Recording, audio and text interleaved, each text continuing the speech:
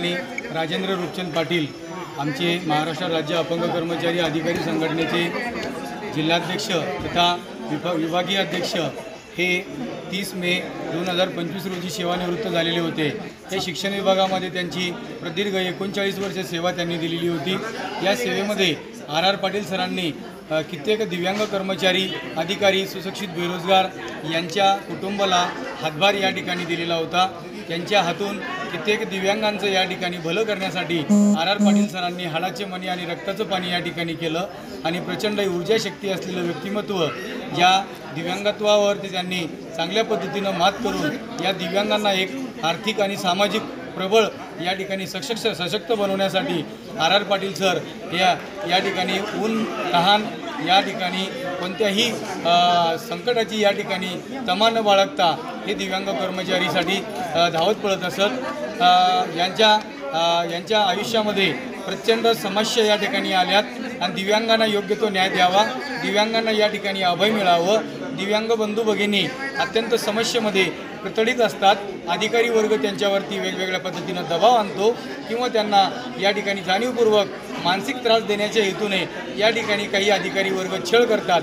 या छळाच्या विरुद्ध R Patil sir यांनी प्रचंड मोठ्या आवाजामध्ये या ठिकाणी मोठमोठे आंदोलनं मोर्चे त्यांना दिव्यांगांना सहाय्यक तंत्रज्ञानामध्ये स्कूटर विथ अडॉप्शन या ठिकाणी देणारा हा प्रथमच जिल्हा या ठिकाणी होता।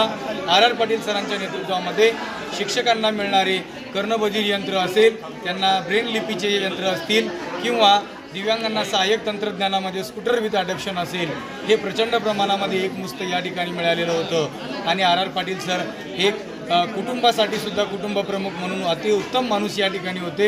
एक मित्र म्हणून सुद्धा त्यांच्या कार्यकाळामध्ये त्यांनी प्रचंड मित्रपरिवार आपण या ठिकाणी बघत आहात। त्यांच्या या नेतृत्वामध्ये खूप प्रेम करणारी लोक यांच्या समवेत या ठिकाणी होती।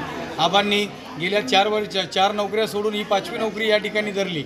या 5व्या नोकरीमध्ये आबांनी खूप लोकांचं या ठिकाणी मानसिक आणि आर्थिक आणि एक कौटुंबिक समाधान राखण्यासाठी प्रचंड या ठिकाणी मेहनत घेतली।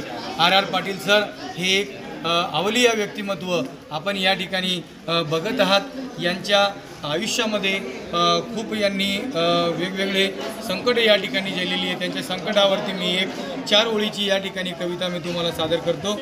आबा तुम्ही नसता तर कुणी उभारलं असतं हे प्रचंड आभाळभर दुःख, आबा तुम्ही नसता तर कुणी उभारलं असतं हे दिव्यांगांचं भलं मोठं साम्राज्य। आबा लाज आणि वेळ कधीच मांडली नाही तुम्ही प्रदर्शनामध्ये, आभाळभर फाटलेल्या अडचणी या दिव्यांगांच्या शिवताना शेवारत असताना तुम्ही ठासून मांडल्यात तुम्ही आमच्या आभाळभर बळबळणाऱ्या जखमांच्या वेदना। तेव्हा कुठे भयमुक्त झालात आसमंत सारा, शारीरिक वेदनांचा कधी बाऊ केला नाहीत आबा तुम्ही शारीरिक वेदनांचा कधी बाऊ केला नाहीत। तुमच्या रक्तामधून तुमच्या धमन्यांमधून वाहणारं रक्त हे आमच्यासाठी लाईफलाईन केलं आणि बेघरांचं आयुष्य कित्येक घरांना या ठिकाणी तुम्ही दिलं।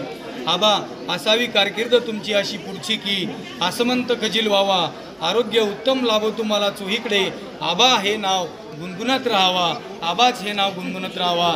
अशी आबांना या ठिकाणी मी एक छोटीशी कविता माझ्या या संघटनेमार्फत मी या ठिकाणी दिलेली आहे। मी विजय शेळके महाराष्ट्र राज्य अपंग कर्मचारी संघटनेचे जिल्हाध्यक्ष म्हणून या ठिकाणी आबांच्या पश्चात काम करेल आणि आबांनाही शब्द दिला की आबा तुमच्या पश्चात जे राहिलेलं काम आहे हे माझ्या हातून या ठिकाणी पूर्ण होईल अशी या ठिकाणी आशा बाळगतो। मला आपण या ठिकाणी बोलण्याची संधी दिली त्याबद्दल मी आपला खूप खूप ऋणी आहे। धन्यवाद।